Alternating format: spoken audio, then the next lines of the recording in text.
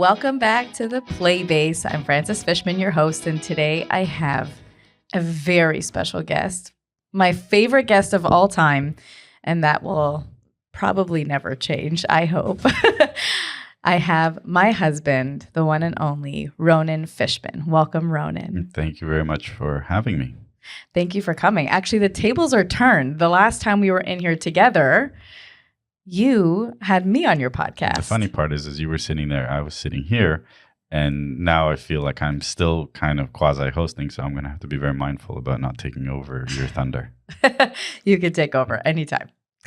I really was excited to have you. We have been on such a journey together since we've met, and a big part of our journey has been raising 3 kids. And I know you tap out of, you ask to withdraw from your job as father. You say, I'm finished, I'm done, I tap out, I resign. I didn't ask for this job. It's the worst paying job I've ever had. Paying job. But truthfully, I think as someone who supports parents as a career, when I get to watch you, I learn more than I have in any study I have ever read or any work I've ever done. Is that why you married me? Because you were trying to fix me? Because I could use a lot of fixing. No, but I actually do want to talk a little bit about your experience as a child and your experience in the way that you experienced education and all that. But I'm really curious what your experience is like raising kids with someone who's a board-certified behavior analyst who works with children and who works with parents and coaches them on shaping behavior. This is, my career for the past 15, 16 years. What has it been like to co-parent, to raise children with someone who thinks they know all the answers, or I guess is equally, really hard on herself when I don't know the answers?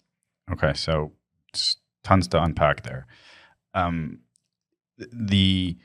was really hoping we were actually going to have that conversation, because you asked me before, what direction we should kind of have this conversation on. And I said, we do not prime any thinking, because then it won't be organic. So first of all, for somebody who's on the outside looking in, I have learned more about understanding children through being a dad, and my own past experience, from your lens, which is totally contrary to everything instinctively that I would do. And the most ironic part about all this is, unless you can benchmark something, unless you can have a litmus test for what it is that you're doing right or wrong with your kids, you can't really gauge if you're doing it the right way, because kids are a moving target. All 3 are unique in their own way. Mm-hmm. And then you have external factors that change things all the time, and they're constantly growing. And then you cannot really sort of outline their entire environment when they're at school, when they're in social engagements, when with other friends. And that's the most interesting part of being married to someone like you, is my internal instincts, most of them, or paternal instincts, most of them do very good to get short-term outcomes, very bad and long-term consequences. And that's a product of how I think many of us were raised in different generations, because we all have different challenges, different skill sets. So my litmus test is watching me as a dad interact in a setting that there are multiple other parents and multiple other children, and how I deal with certain scenarios. And I don't think you do this consciously. Sometimes you do, when I, totally lose my shit. which is the easy one to pinpoint. But I think you have moved me, channeled me, conditioned me, and taught me how to self-regulate. And not I'm talking about my kids. The trigger of the kids is myself. And I don't think you know that you're doing that most of the time.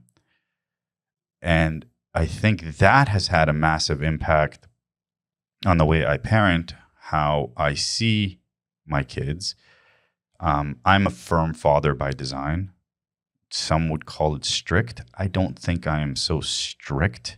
I think you are very, like when someone imagines an alpha male and like the energy of an alpha male and the presentation of an alpha male and, you know, the personality of an alpha male, I think you really embody that as a human. As a father, as a husband, you are very much, you really stand in that power. And I think that just to give an indication for what that could look like, you do have a very like alpha male presence. Even for our dog, you are the alpha, like you are the alpha in the house. Yeah. You know, the macho part of me wants to take that as a compliment. And I used to think that was the role that a human should take.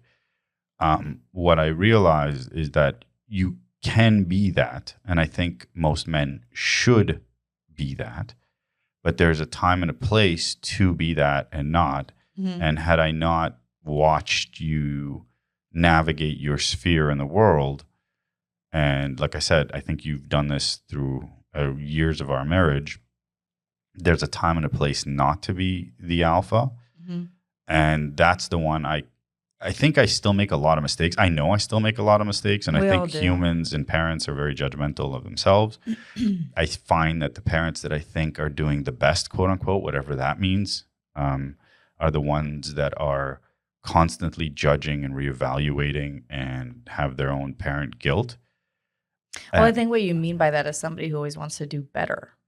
Yeah, I mean, I do want to do better, but I think most parents come from a place that they have their own lived experience. Mm-hmm. And when they see their children gravitating towards some of the things that they did poorly in life, or some of the things that caused them the most harm in their life, is when they're triggered the most and get pissed off the most. And they try to fix that in their kids because they don't want them to make the same mistakes they do. So it really is triggering to a parent because, you know, small things. For example, the things that I've suffered with my own life, and I think many people have in their own way, whether it's addiction of food or addiction of substances or whatever, and maybe we all have that.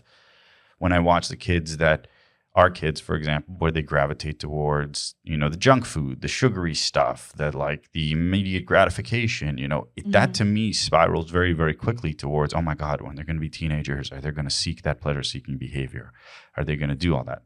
And I get really, really triggered by it. And because I know the outcomes, I've seen them with my own two eyes. Like, I know how that goes. So that to me is scary as shit, right?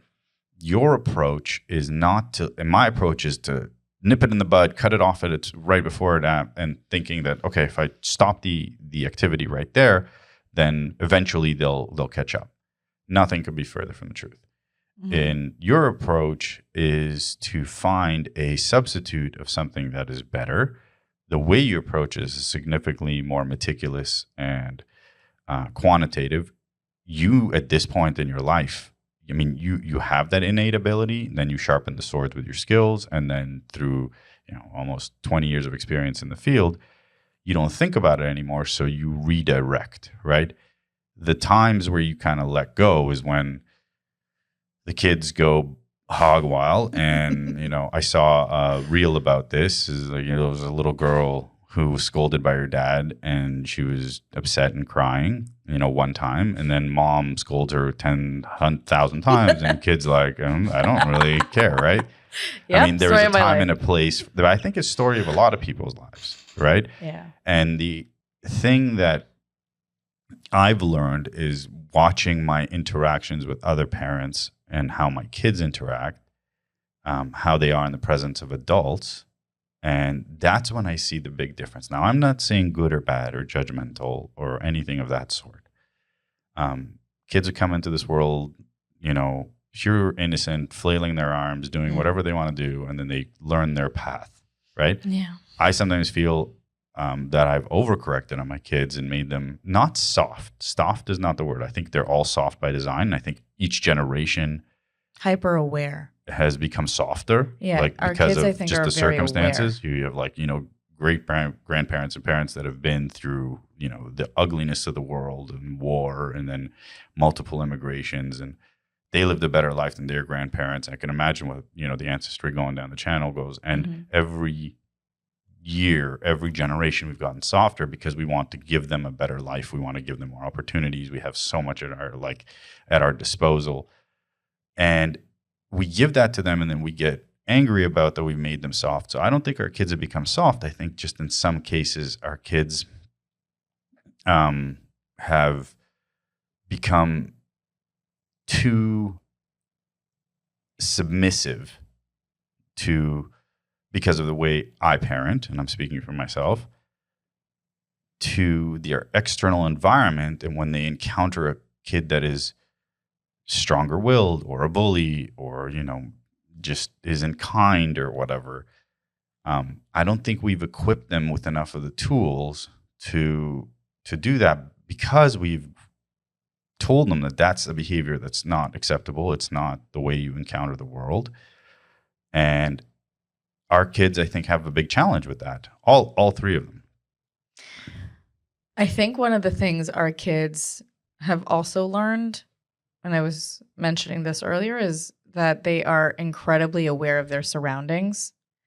I know I am a people pleaser to a fault. I know you are a people pleaser as well, but to a degree. You have a people pleasing within you, and then there's a boundary, and then once you hit that boundary, then but that boundary is a recent phenomenon in my life, in my 45 years of lived experience. Yeah, and I think our kids have also learned that behavior because we model it, to people please and to be very aware of the people around them and what they want and need. And so it's interesting because you were speaking about triggers, and my belief around triggers is that we are triggered by others based on the things that live innately within us, things that we need to heal within ourselves.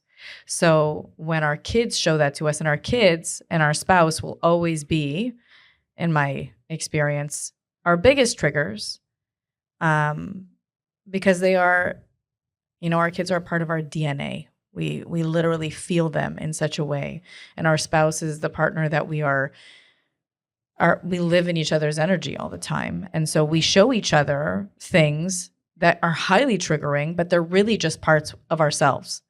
So when I get the most irritated and frustrated with our kids, it is because they are showing me a part of myself that I hate, or a part of myself I wish I didn't have, or something that and then it becomes like, ugh, and I taught you that, or I gave that to you, or don't do that because I can see the projection of your life already. I can already see where you're going, and you can't continue on this path because it becomes this horrible vision in my mind, right? And then what do you do? And then I become dysregulated and I lose my shit. And here's the thing that I find most fascinating. I think for you, it's easier to train me, and you have, and I am a much better equipped person, not just a father, because of those things. But when it comes to your own kids, all bets are off. And I think that is the thing that is normal. Yeah. I mean, I think it's expected.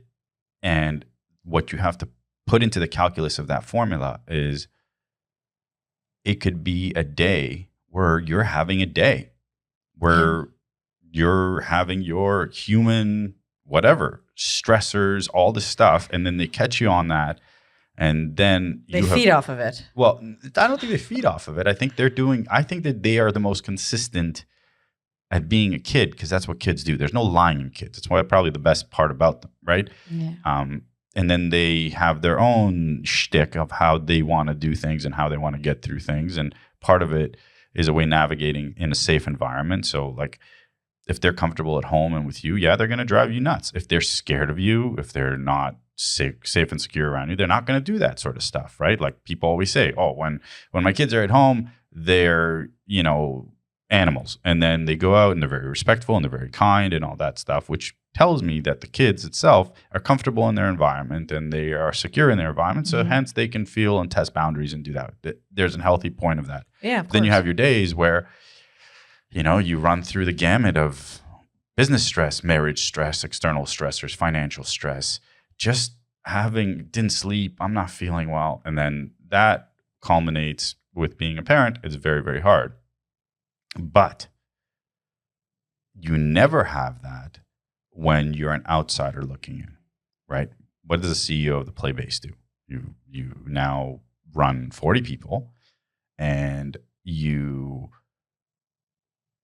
are generally there to put out fires, when things are ticking and clicking and the more you grow, the more problems you have, which is nature of the beast, right? You don't, when it comes to people and they're coming to you very vulnerable, sometimes scared, already angry. A lot of people are in denial, rightfully so, because I see it from the outside looking in. I don't blame them. I totally understand them. I know because if there's something that is evident in your own kid, you don't want to take it at face value because it's just part of being a kid. And when it comes to autism and when it comes to behavior, you're talking about something to a parent that is going to put their heart in their shoes and is going to knock them out and beat them up because they've envisioned on how that child's life is going to look, but it's never going to look that way. So they go through this mourning period. It may. Well, yes. But here's what I'm trying to go with this. But when you step outside and you're supporting families and you're supporting your staff to support families, and when you're training them in your approach, which is unique, you don't do that. You don't dysregulate because it's not your own blood. Yeah. You're really good with that. And it takes a lot to get. And I think that's why it's easier for you to train me than it is your kids, because we have an agreement. We have a contract. We have an oath under God. We have a commitment to each other, but we don't have blood ties outside of those kids, but not to each other. So I think it's easier for you when you do it with me, which impacts the kids and impacts our marriage and impacts our lives and has made me a much, much, much better version of myself. I always tell people, I think Francis trains me and has trained me and married me because I was a project, right? Well, no, I don't. I'm not because you're a project. I know. I say that tongue in cheek. What I'm saying is, you saw what you see in every single child ever since I met you, no matter what. You saw the good, the light, the raw potential, the possibilities of outcomes, and you say, we can change certain things that will let that person thrive. And that's unless I'm missing it, your kind of mantra for how you run your business and how you dedicate your approach. It's scientific, it's methodical, there are metrics, there are milestones that you reach, it's all documented. But you don't look at a child who could be, and they call it a spectrum for a reason, has all these areas of need. That's right, as like, we have to fix them. No. Nobody's broken, right? Correct. You just have to find what's what makes them tick. How do you find that? You do that through play, right? How do you do that with adult play is different. And I don't mean that in the sexual content. Like, there has to be a time where you're playful with your husband. Like, we have our shticks, our little things. I think one of the most impactful things, kids see how the husband and wife interact, and then they model that as what's going to be their expectations. And I do something that I smack your bum whenever I get a chance, down to the point that if I don't do it, you're like, what's wrong, right? Yep. What did the kids do to me this morning? They smacked your butt, right? What I mean is, that's playful. Yeah, it's not malicious. It's not. It's done in my own home. I wouldn't walk around to a random woman that I think is a friend of mine and be like, "Here, give you," you know what I mean? Like they wouldn't do that either. Yeah. What I'm saying is that through play, where I think you run into the hardest aspect of your life in your business sphere is, and I'm, to me as an outsider looking in who has no horse in the game, doesn't understand the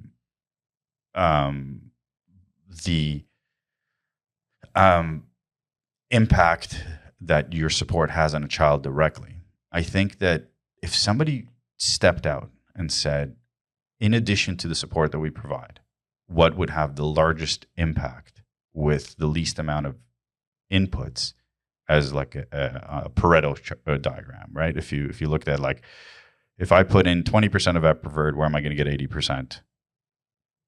I think direct support and everything that it encompasses is obviously critical. But I think the biggest fall apart, which is baffling to me, why is not a major part of your business. And I'm not saying your business, I mean just like the engagement of the parents, is the parent training piece, which is...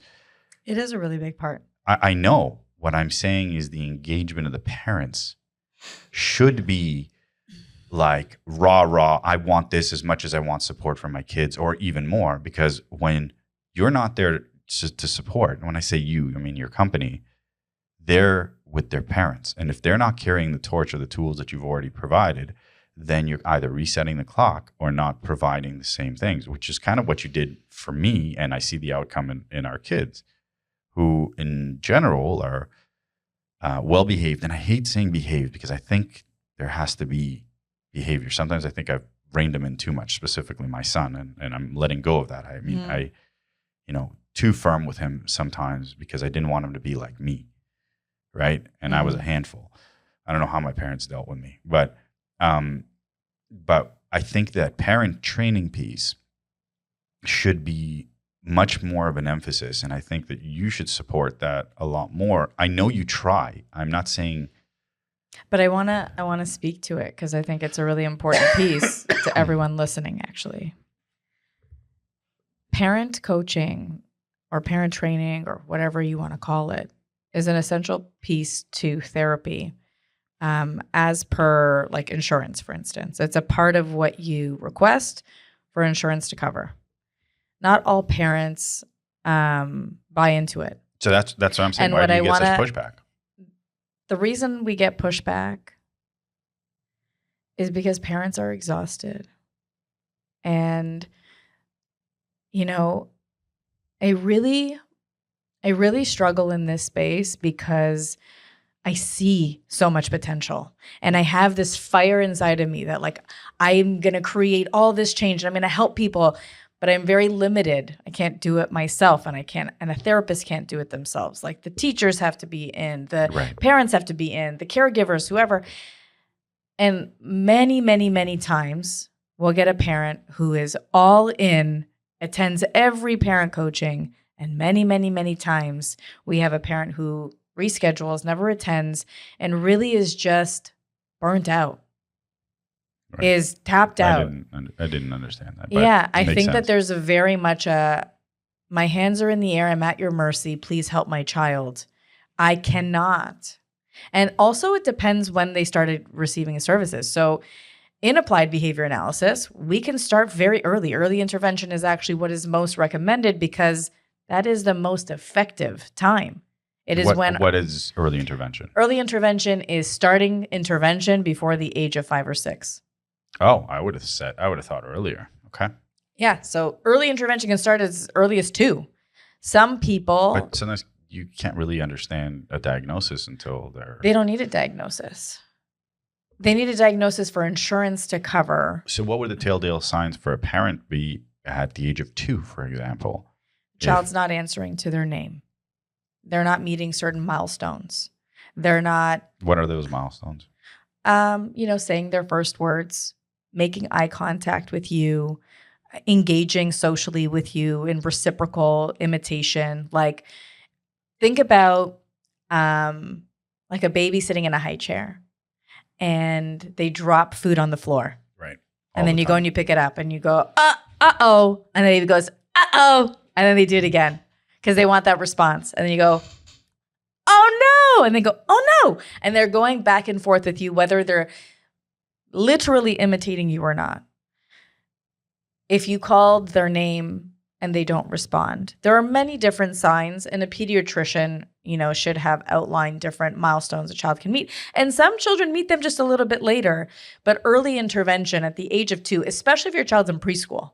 Like if your child's in preschool at 2 and the teachers are saying, we're noticing, this is the time to get support. Because this is when their brains are actually the most susceptible to change and to learning. It's when they're soaking in their entire environment. And the longer think about, it takes you time to develop behavioral repertoires. And what that means is like my sequence of things, like my morning routine, the way I handle situations, what do I do when I get frustrated? What do I do when I'm sad? What do I do when I'm excited? Those things become patterns. We don't think about them. They become patterns of our behavior. In order for me to break a pattern that you've been doing for 45 years is going to take me a very, very long time. You have been doing this over and over and over again for 45 years. But if you've been doing it over and over again for 3 years, it's much easier to break than at 10 years or at 15 years or at 25 years. Is it possible still to break it? Yes, of course. You can shape behavior. You can shape anyone's behavior. So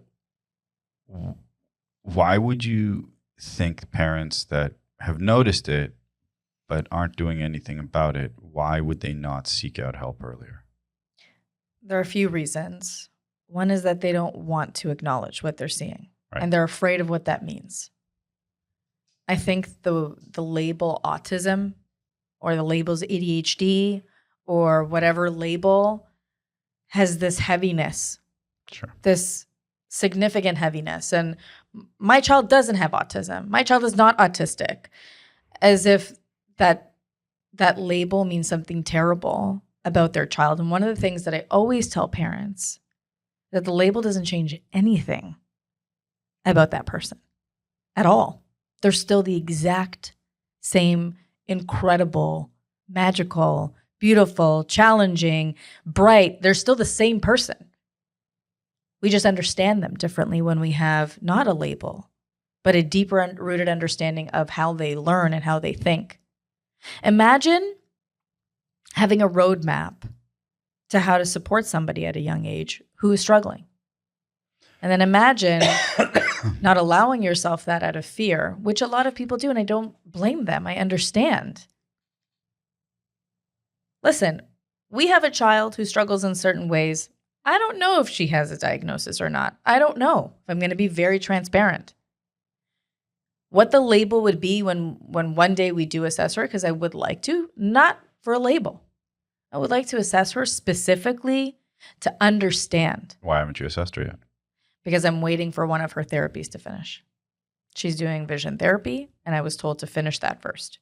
But I am eager to understand. So there is intervention. I know I'm being devil's advocate here because I hope that people take advantage of being able to listen to you and take a sliver out of it to support and help, because I know how much it's done for us, for our family, for ourselves, like for me.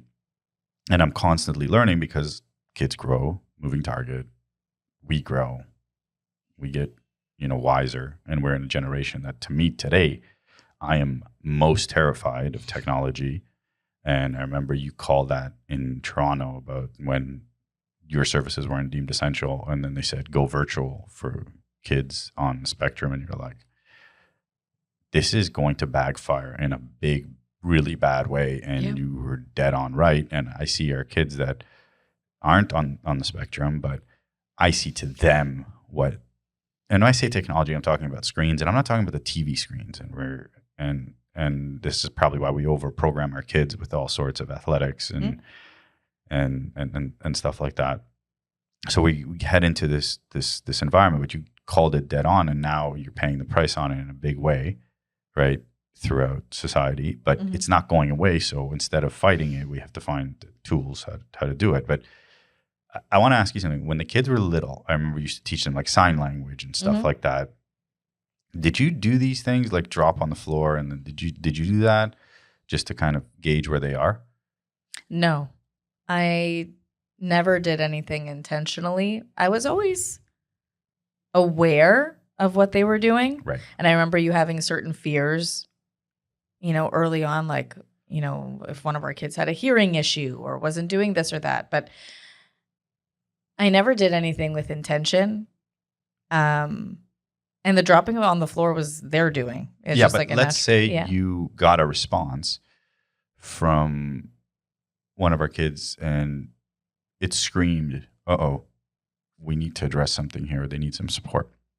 What would be the first thing you do? I'd probably just start intervention myself. No, that's what I'm saying. Yeah. What would that be? Like, what would be the first thing that you would suggest for a family to do that you would do for your own kid? Well, I guess it depends on the specific need. So, for instance, let's play out that scenario. No response on dropping food. I've had clients that I've consulted to and clients I've worked with who don't respond when you speak to them. And I've taught them how to gain their attention. I've taught them how. How do you do that? I'm going to tell you. So one of the ways in which you gain attention is that you get to their eye level. So if a child is, let's say, playing on the carpet, they're playing with a car or with something, and you're speaking to them and they're not responding, you actually need to get down to where they can see you, look at them, and gain their attention that way. Sometimes even that, depending on someone's developmental stage, isn't sufficient. Sometimes what I need to do is take something, like let's say they're playing with a car on the carpet. I take a car and then I am animated with the car and I'm being very playful. And I take the car and then I drive it on their leg. And then now that they see that it's on their leg, they feel it. And then I make the car fly, zoom, zoom, zoom, zoom. And then I have them looking at me and I'll say, oh, and now that I have their engagement, that's when I will do something. Like what? Like if I need them to come, I'll say, let's go. Or I'll take the car, let's drive the cars this way. And I would make it very playful because depending on what my intention is, if my intention is just to gain their attention, for instance, get them to respond, when they're looking at me, I might say, Ronan, you're looking at me. Come, Ronan, let's go. And engage you in that moment because I caught your attention. I caught the moment. I have to create the moment. Because you're not going to respond necessarily because your attention is so hyper-focused somewhere else, you don't even hear or process that I'm speaking to you. So I teach them how to get them to engage with you so that you get the back and forth. It's the same thing, like I'll get therapists that I interview who talk to me about how they can take data on like tantruming behaviors at the same time that they're teaching a skill and they can take data on that skill. And I explain to them scientifically, when somebody is so dysregulated that they're screaming and crying and throwing and kicking, their brain is incapable of processing. That is not a time to give information. So knowing that, it's going to be for me as the mom or as the parent, when my child is having a moment, what I would change differently from trying to tell them what they need to do is I'd calm my body down. I'd regulate myself. I'd create an environment where they can regulate and teach them how to calm down before I give an instruction.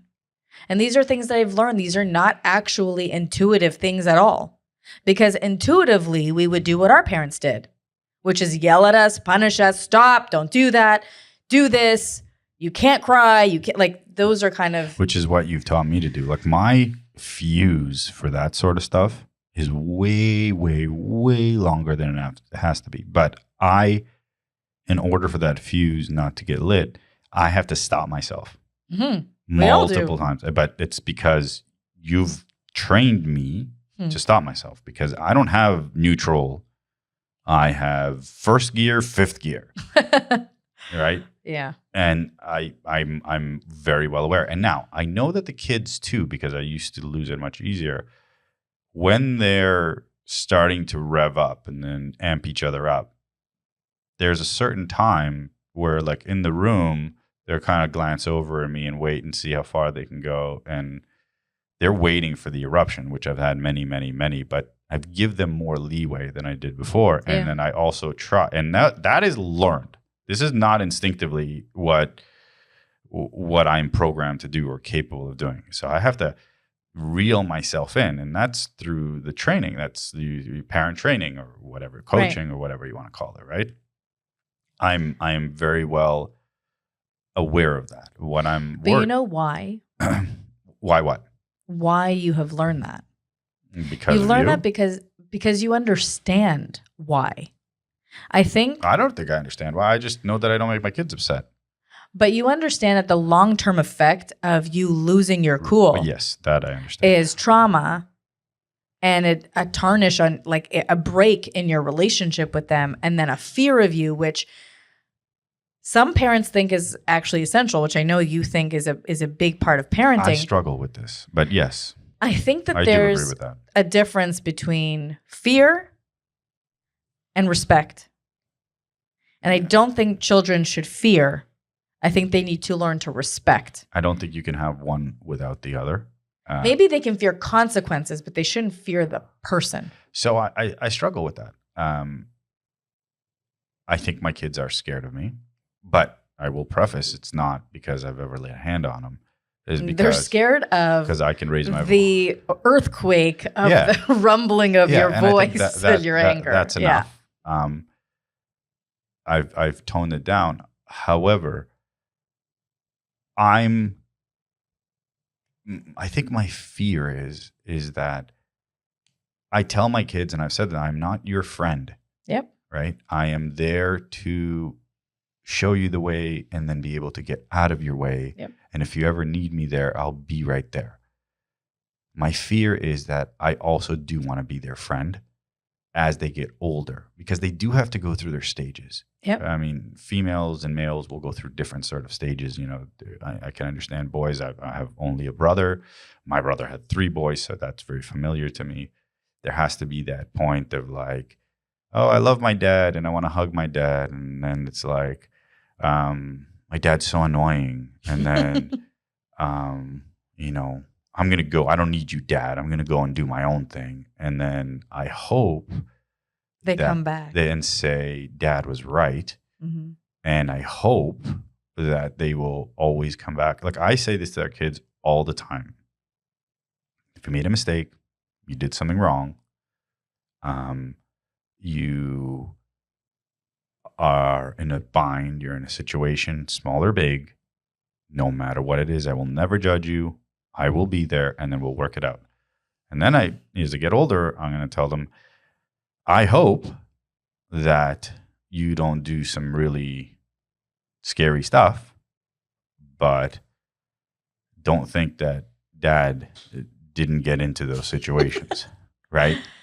You were not. I really hope they don't get into the situation. No, I know it's actually one of the things that scares me the most. However, I think that in most scenarios, I will be able to.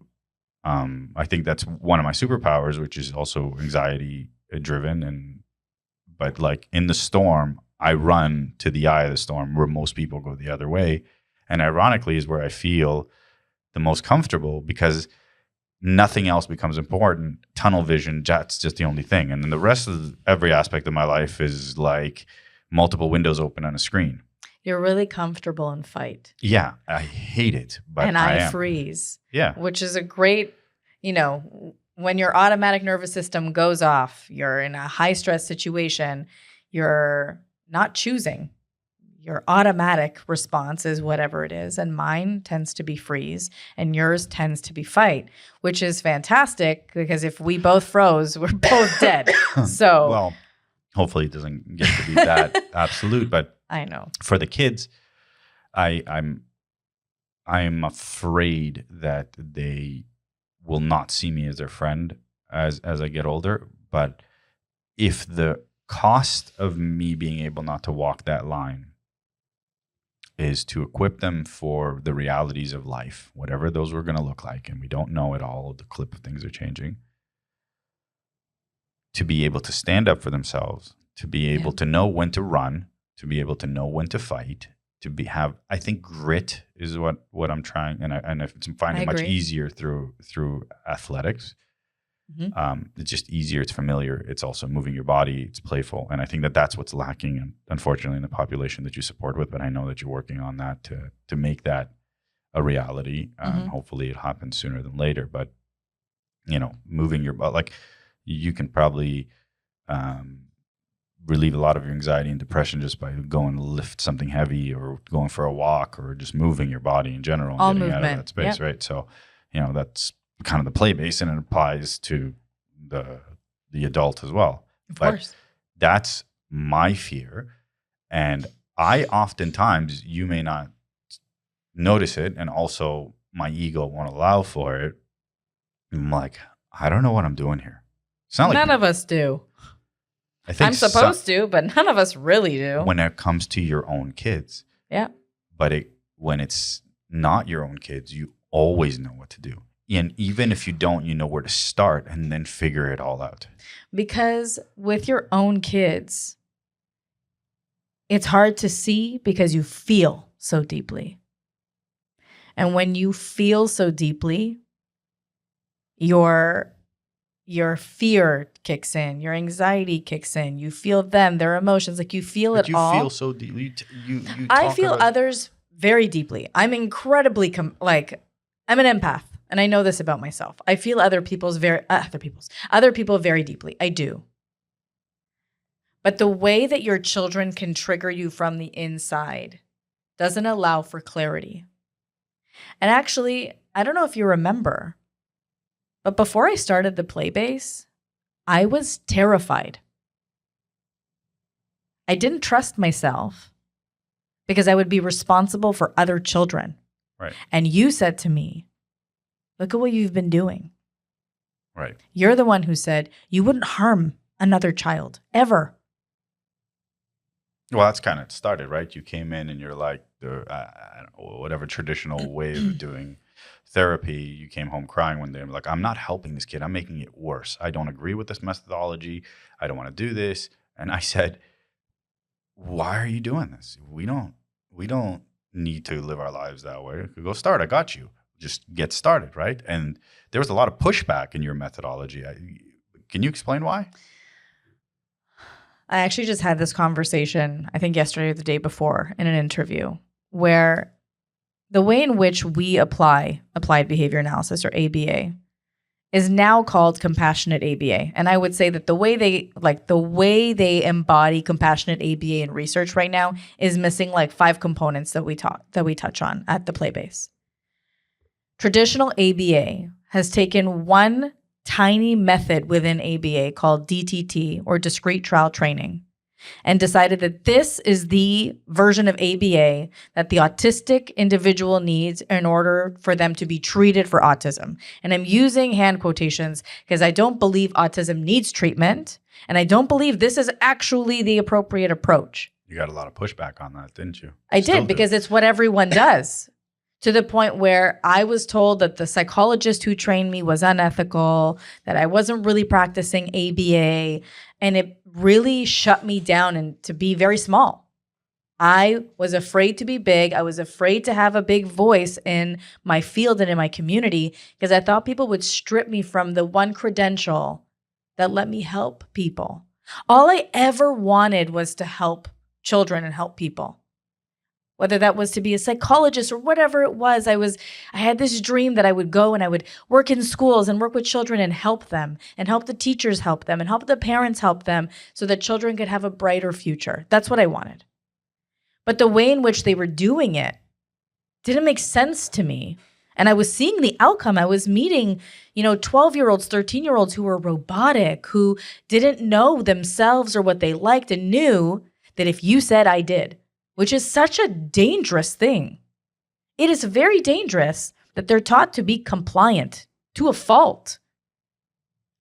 Your job is to do what I say, when I say, how I say. That was what ABA was teaching, not necessarily in all cases, but it was. And a therapist came in and you respond to my questions, to my stimuli, whatever I have. That's what we're doing. And this is how I'm teaching you, in a very rigid, scripted, robotic way. But the real world doesn't live at a table in 4 walls. How do I expect this child who's learning these specific things to go out into the real world and be able to use those skills? And how am I teaching this child who I'm basically saying, I don't care that you don't want to do this. We're still going to do it.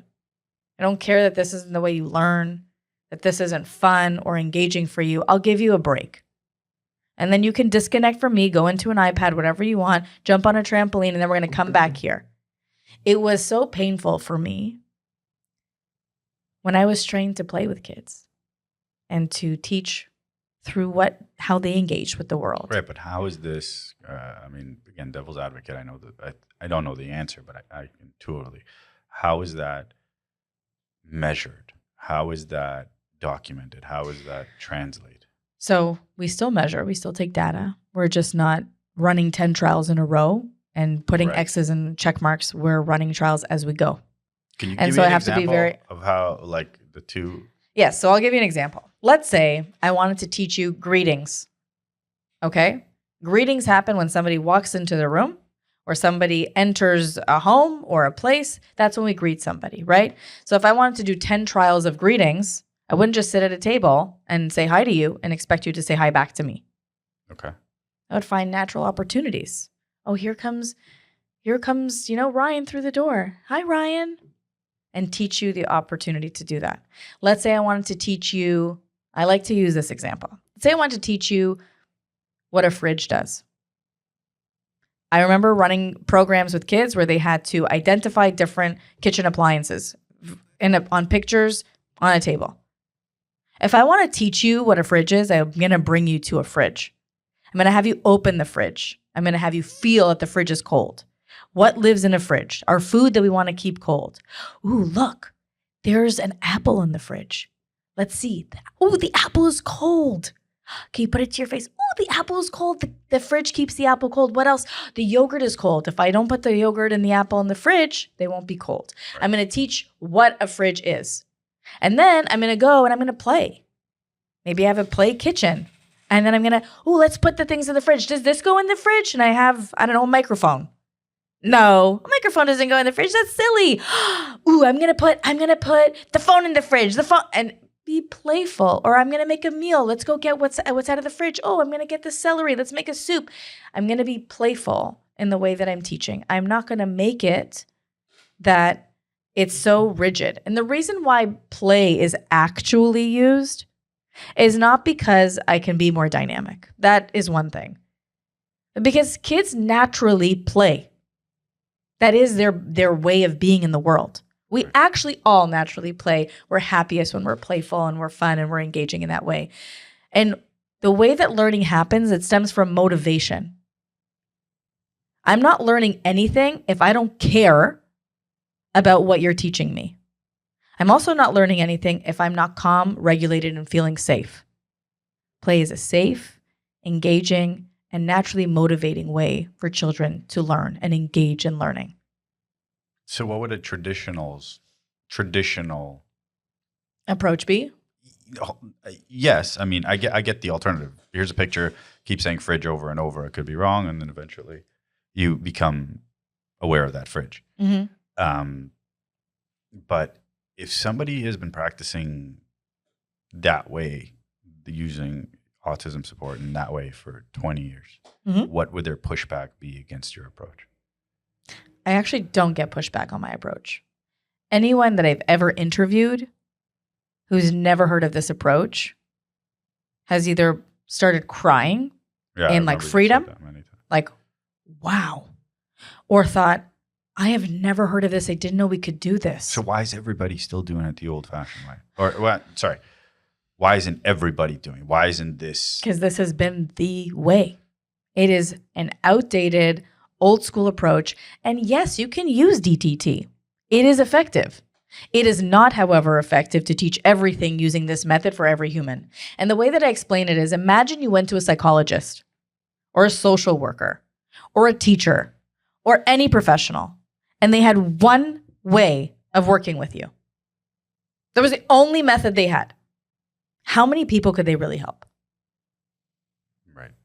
It just makes so much sense. People are dynamic and different and learn in different ways. And we have different cultural backgrounds, and we're spiritual beings, we're energetic beings, we're emotional beings, we're so many things.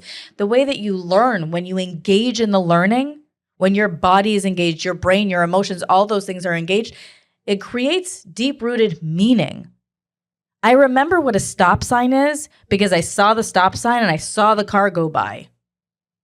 I remember that feeling of hearing the car, feeling the wind of the car, being at the edge of the street and being like, whoa, I'm glad I'm on the sidewalk. That is a feeling that makes that stop sign meaningful to me.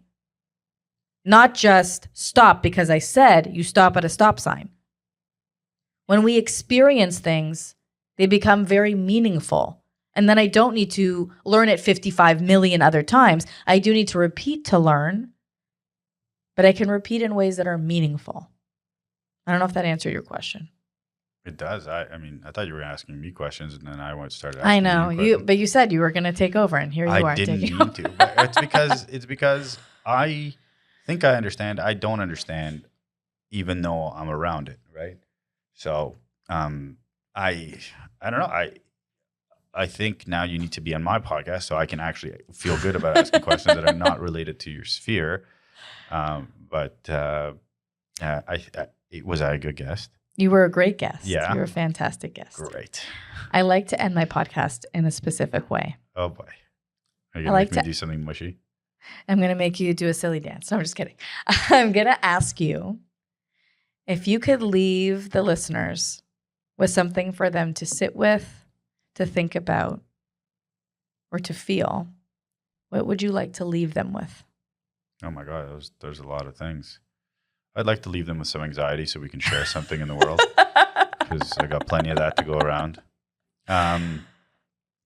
If I had to leave with something, and obviously I'm so skewed and so biased, but I think people don't understand how hard it is for an excellent practitioner to become a business owner and try to scale her methodology around. And when people start to work with you, they are getting all of you, not just a piece of you, because of how you hire and how you do things. So I think that if anyone ever needs help and support, I think that they should beeline to you. In the same token, take full advantage of the availability of parent training, because that I think has as much impact as direct support. Yeah. And just on a personal level, I want to say that it is so scary to do something different. And I don't want to live my life with regrets. So do the thing that scares you, because regret scares me more than all of those other things. Amen. That was beautiful. All right. Thank you.